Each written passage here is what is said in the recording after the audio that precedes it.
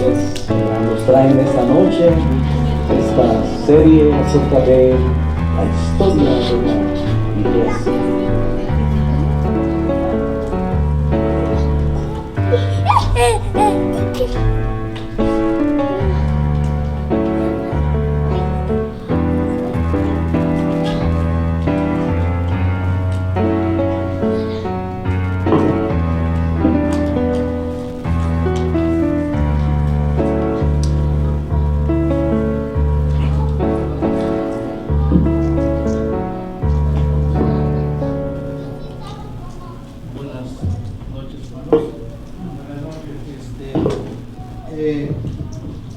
Dedicado bastante tiempo para traer estos me gusta la historia. Realmente desde niño me fascinaba la historia y creo que para nosotros como creyentes es interesante saber de dónde venimos, cómo es que vino a la iglesia, cómo es que venimos a ser cristianos, ¿verdad? Hay un pasaje muy claro en el libro de los Hechos donde dice que a los hermanos, así lo dice, se les llamó cristianos por primera vez, porque no dejaban de hablar del Señor, de Cristo específicamente, ¿verdad? Y voy a tratar de, es mucho lo que hay que platicar. Voy a tratar de fijarme en el tiempo para no abusar, tampoco cansarles. Sabemos que esta noche es una noche de oración. Y también de adoración, ¿no? de alabanza al Señor. Y recordamos pues que es bonito. Mientras yo preparaba estos estudios, me acordaba que qué bonito es recordar la historia. Mi padre se llamó Jacinto, mi abuelo Adalberto, mi bisabuelo Crispín, y creo que cuando menciona el nombre Crispín, ya van 200 años para atrás. Realmente son 200 años. Y tal vez mi bisabuelo conoció a su padre, a su abuelo y su bisabuelo, y la historia va mucho más allá todavía. Cuando los españoles vinieron a América, y es bonito pues saber la historia. No vamos a entrar de lleno a la historia. De antemano les anuncio que mandé a pedir, tengo otros libros, pero voy a usar como texto este libro que se llama Compendio de la Historia Cristiana. Ya cuando entremos en él, si acaso se animarían, mandaríamos a comprar el libro para todos juntos leerlo y verlo, lo que el hermano ahí, creo que se llama Baker, se apellida Baker, que fue el que compiló todas esas historias, para que nosotros sepamos.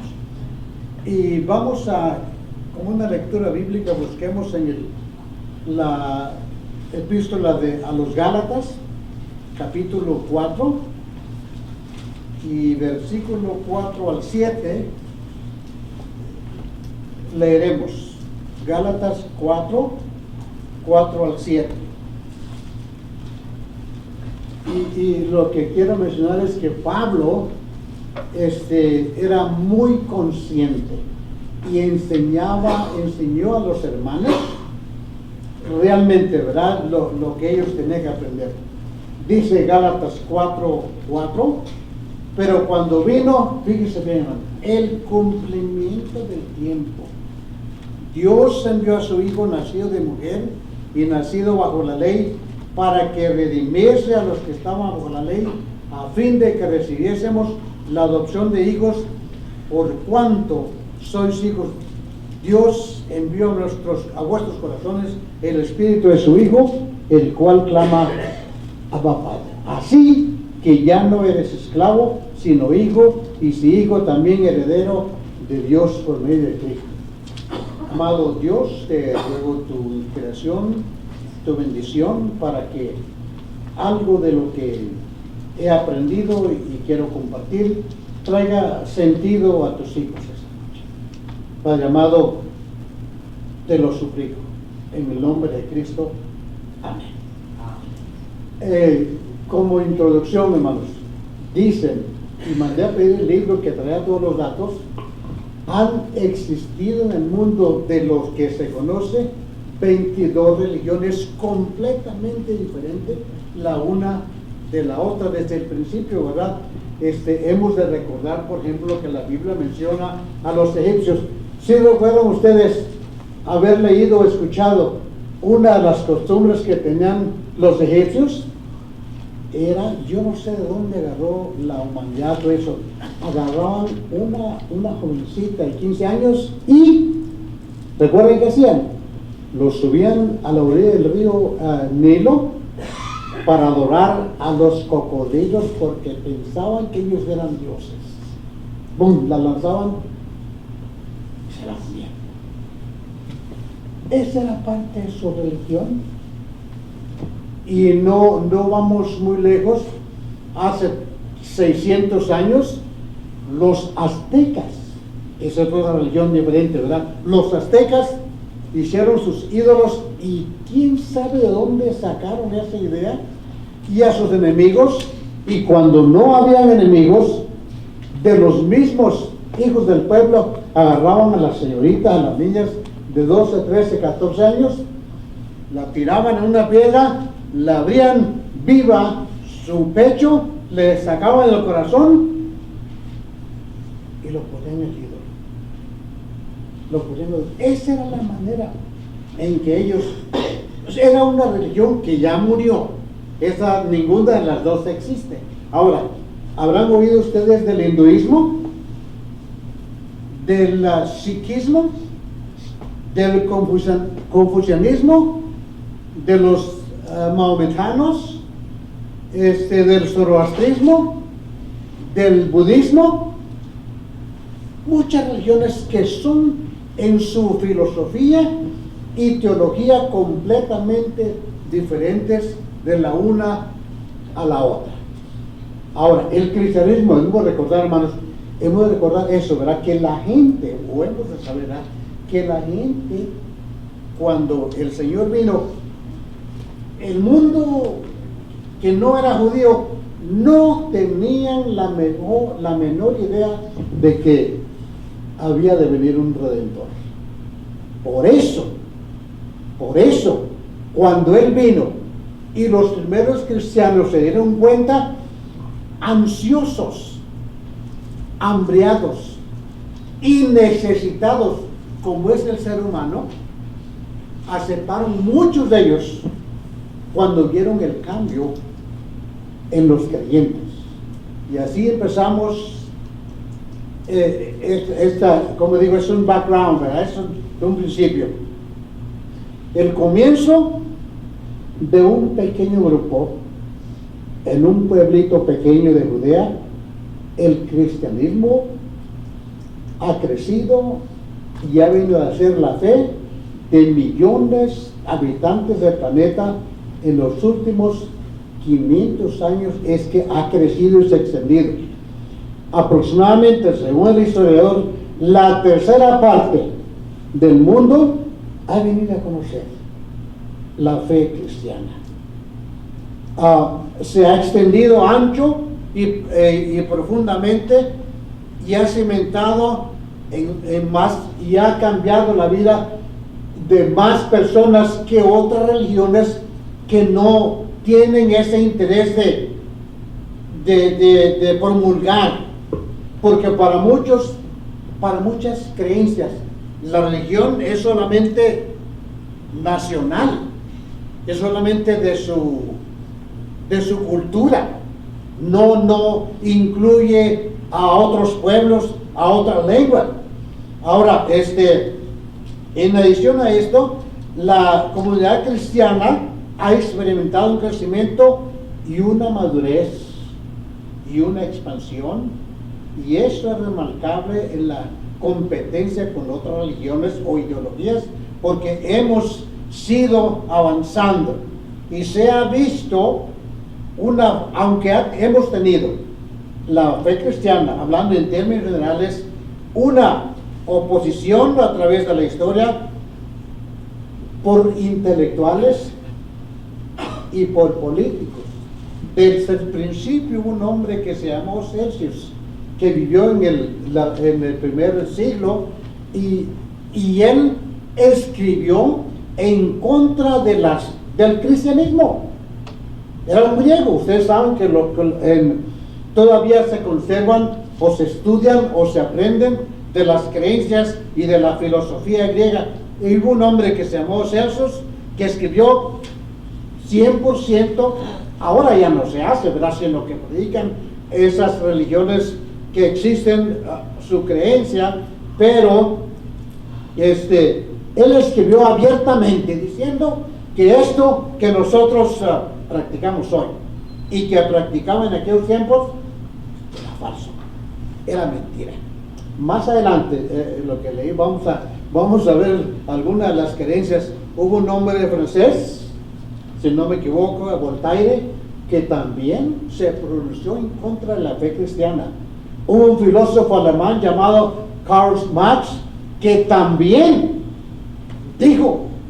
decía que esto era falso, y Adolfo Hitler también. Pero el cristianismo no solamente se ha sostenido, sino que ha continuado creciendo. ¿Y qué es lo que aprendemos de eso? ¿Qué aprendemos de la fe de los anteriores a nosotros? Y los historiadores otra vez se sorprenden porque cómo el cristianismo se ha recuperado rápidamente.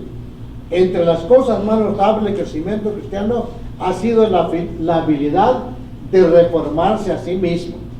La historia ha sido sorprendida con la capacidad que el cristianismo ha tenido de esos periodos de estancamiento, y han habido momentos en la iglesia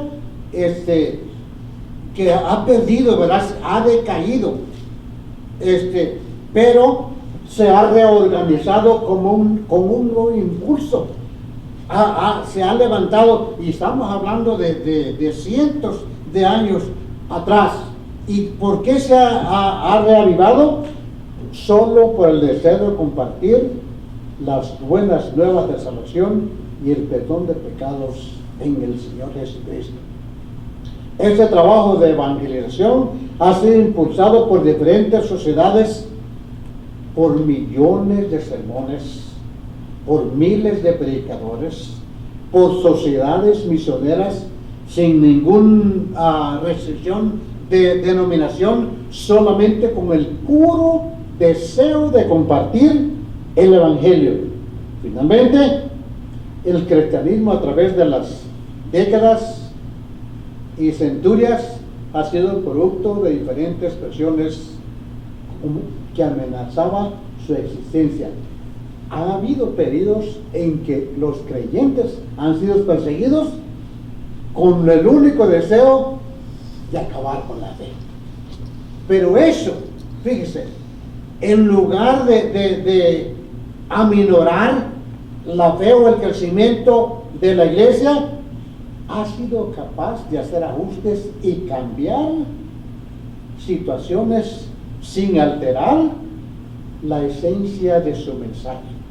Las persecuciones han llevado, entre otras cosas, a la purificación de la fe. Allí es donde se ha sabido quién y quiénes realmente creen lo que predican o predicamos. Antes de empezar estaba pensando, hermano, qué felices somos, ¿verdad?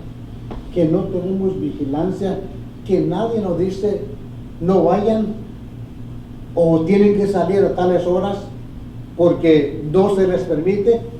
Gracias a Dios que la fe de nuestros antepasados se purificó a tal grado que nosotros venimos a heredar esa misma fe.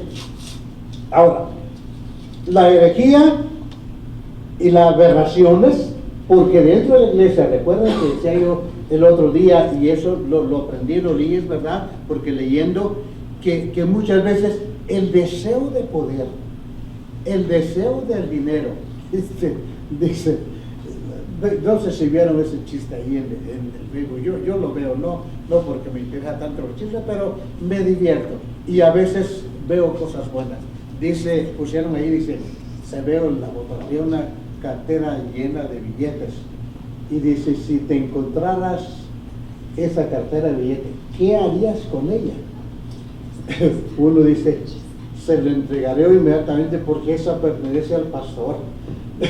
¿Verdad?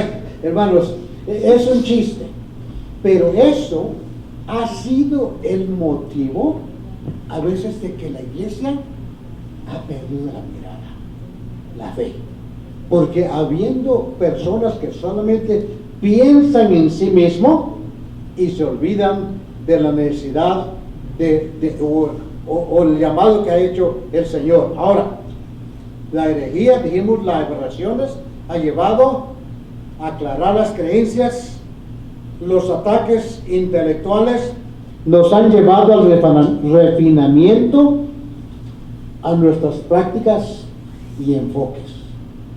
Se critica la iglesia. No sé si vieron, me mandó un amigo mío un video donde dice que la jueza que estaba presente cuando la mujer policía mató a un hombre, no sé si lo vieron, el hermanito que sobrevivió, o que vive, pues, sobrevivió a su hermano, él le dijo a la mujer, me emocionó, porque él le dice a la mujer, no te deseo ningún mal. Él en sí dice, no te deseo ningún mal, lo único que quiero, lo mejor para ti, que te acerques al Señor, que conozcas a Cristo. Y la jueza le regaló una Biblia a la mujer, y eso ha sido criticado por los ateos. Hermano, esas mismas gentes han heredado esa manera de creer, que no tienen interés en que la gente se salve. Pero la iglesia cristiana siempre ha mirado hacia atrás y ha buscado, ¿verdad? Desde la inscripción tengo aquí, la historia cristiana es única, porque ha delineado para toda la expresión de la fe. Eso es verdad, vino la enseñanza del Señor y la enseñanza del apóstol, vino a cambiar muchas cosas. La fe de los cristianos primitivos y su crecimiento de esta comunidad vino a ser la base de todo el desarrollo, aceptando lo que los apóstoles enseñaron y practicaron, y por las cuales el mundo será juzgado. El examen de un cristiano genuino viene con estas preguntas, especialmente de ese grupo donde hemos salido. ¿Cuáles son realmente los ingredientes del sacerdocio? ¿Cuál es la base? ¿Cuál es la autoridad o el poder? ¿Qué y dónde está la iglesia? Es muy importante saber. Nosotros somos una iglesia local, pero otros se definen como una iglesia universal, o una iglesia, lo que decide el obispo allá, que es un término bíblico. Eso tienen que ser, aunque muchas de las cosas que a veces han ellos dicho son buenas, pero de todas maneras, ¿dónde está la iglesia? ¿Cómo enseñan o enseñamos la salvación del creyente? Las iglesias protestantes han vuelto su mirada a las Sagradas Escrituras, Aquí es donde encontramos la fórmula de la salvación. No, voy a preguntar, hermano, a ver si ustedes saben, pensando en la iglesia católica, ¿cuántos sacramentos tienen ellos? 7, ¿verdad? Y el que cumple con los sacramentos, ¿eso dice la palabra de Dios? Es la gran diferencia entre una, no vamos a decir entre la iglesia bautista de Galilea, entre una verdadera iglesia cristiana, que la única autoridad de nuestra fe es la santa palabra de Dios. Aquí es donde encontramos la fórmula de la salvación, la estructura y la base de una iglesia verdadera. Cómo acercarnos a Dios, cómo tener comunión con Él. La iglesia cristiana mira hacia atrás para obtener bases, las bases de una verdadera iglesia. No vamos a consultar, aunque respetamos a los teólogos. Como este libro, yo respeto la historia del hombre. Sin embargo, si él incluye algo que yo no lo veo y no tiene ninguna base, hermano, lo siento mucho, ¿verdad? Entonces, el básico reclamo de la iglesia cristiana: descubrieron un camino diferente de la que ofrecían otras creencias. Acuérdense, hermanos, que ha existido, yo no sé ahora qué no está, pero la clase alta, la clase media y la clase humilde, donde muchos eran tratados como ciudadanos de tercera clase. Eran como propiedades, no valían nada. Entonces, cuando la iglesia empezó a proclamar el evangelio, donde aquí no hay esclavo, dijo Pablo, ¿verdad? Ni judío, ni nada, ni romano, ni nada. Todos somos completamente iguales delante de la presencia del Señor. Y lo único que requiere, perdón, eso es muy importante. Entonces, cuando los hermanos conocieron que la única esperanza, que el evangelio ofrecía perdón del pecado, paz con Dios y esperanza para el futuro, un nuevo y más alto código de conducta, un poder para vivir a la altura de su demanda y una esperanza para después de la muerte, porque como decimos, muchas de estas personas que vivían en ese tiempo no tenían ninguna esperanza. La lealtad del creyente era para con el Señor y no para con las organizaciones. Y lo que más atrajo a la gente, un amor desinteresado, un amor agape, así es como dicen los griegos, ¿no? Un amor, el filial, ¿verdad?, de familia. El agape es un amor desinteresado. Y yo he tenido experiencias. He tenido experiencias en la vida.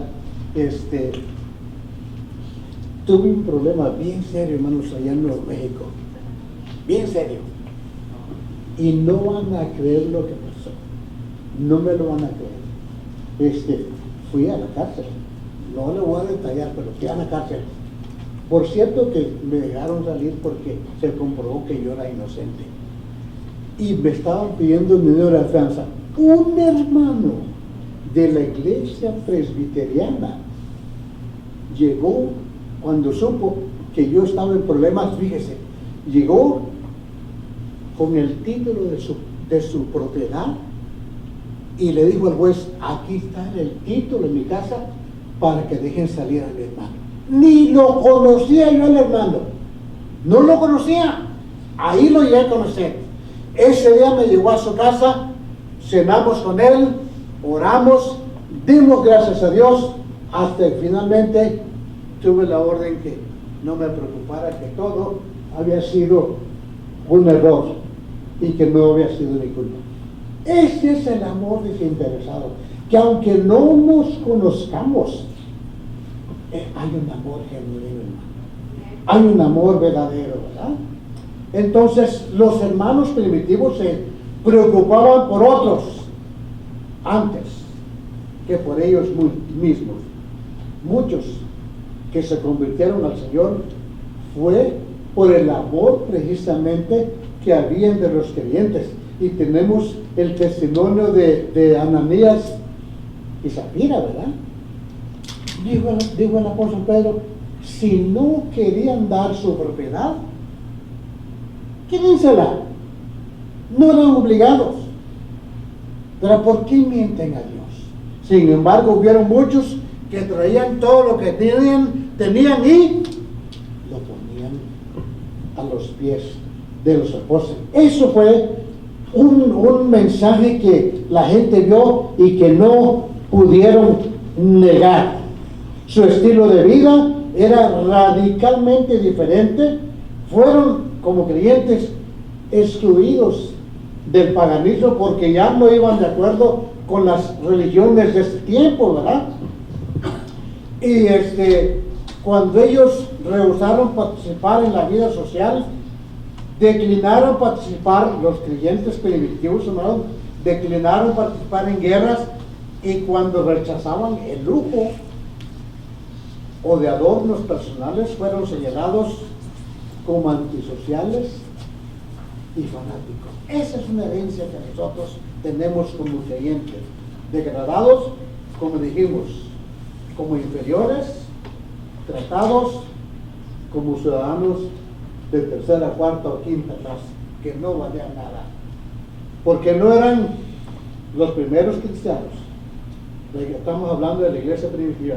No eran ni judíos ni paganos, sino una sociedad completamente aparte, diferente. Para aquellos cristianos no les importaba la ciudadanía romana, pues ellos se consideraban como nosotros, ciudadanos ¿de dónde? Cielo. Gracias a Dios, a ellos no les interesaba. Ahora, otra vez, los cristianos primitivos, según la historia, ignoraban las tendencias políticas, como muchos ahora, ¿verdad? Porque creían que Dios no reconocía eso. Y como Pablo enseñó, les digo, respeten las autoridades establecidas. ¿Cuál fue la distinción de los cristianos primitivos? Muy simple, hermano. Muy simple. Practicar simplemente la doctrina de los apóstoles. Mantenían las cosas en común, la evangelización, la promulgación de las buenas noticias y el amor de Dios. Simple, porque no tenían en un principio, hermano, una organización, no tenían edificios, no tenían una lista de membresías. El que se unía a la iglesia ya era miembro, solamente enseñando la doctrina de los apóstoles, y continuaban un plan voluntario diario de funcionamiento, proveyendo para los pobres y la clase oprimida en la que participaban sin dificultad o exigencia. Enfatizaban, una comunidad de amor sellada por el bautismo, apelando a muchas gentes que no tenían esperanza y desesperadamente solos. Esa gente de humilde esclavos que no, para ellos no valían nada, vinieron a encontrar en el Señor el valor de su vida. Cuando la enseñanza de la palabra de Dios llegó a ellos de los apóstoles, encontraron una esperanza. Muchos se sentían sin ninguna meta, como lo hay ahora, ¿verdad? Sin dirección, y encontraron en las pequeñas organizaciones, porque eran pocos, amor, comprensión, ya que la comunidad cristiana no hizo diferencia entre nacionalidad, cultura, esclavo, libre, ni sexo. Ellos vinieron a cambiar, porque la mujer, entre otras cosas, también era tratada como una propiedad. La iglesia cristiana se componía de gente de todas tribus y de todas lenguas. Había un sentido de comunidad a través de los estudios y la adoración llamada ágape. La comunidad cristiana le dio sentido a mucha gente que estaba olvidada, sola, viviendo sin sentido. Le dio una identidad de pertenecer a alguien, a algo o a alguien. Así existe la gente, hermanos. Cuando viene el Señor, dice, por lo menos me da gusto cuando dicen los hermanos, mi familia está allá lejos, ¿verdad? Pero aquí tengo otra familia. Tengo otra familia, hermanos. Es verdad que tenemos otra familia. Entonces,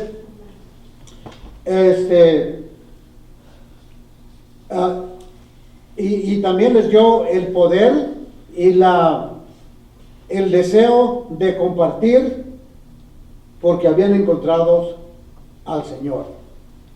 Tenían más oportunidades. Creían, llegaron a conocer que el Señor Jesús era el Hijo de Dios, y anunciar, su deseo de anunciar el Evangelio al mundo conocido, la nueva vida en Cristo, que estaba convencido que habían encontrado la verdad en la enseñanza de Jesús. Ahí le dejamos, hermanos, esta noche, porque quiero que oremos. Les voy a suplicar que me tomen en cuenta en sus oraciones. Tenemos otra charlita de esta, antes de entrar de lleno ya en nuestro libro de texto, para ver cómo es que se desarrolló la iglesia cristiana. Perdón, me lengua la palabra, ¿verdad? La iglesia cristiana. El periodo de la dominación pagana es un capítulo 2, el periodo de los comienzos, el periodo de desarrollo, el periodo de la historia occidental. Vamos a llegar hasta la iglesia americana, que fue la iglesia de América del Norte, diferente, como la iglesia europea y la iglesia de los ingleses.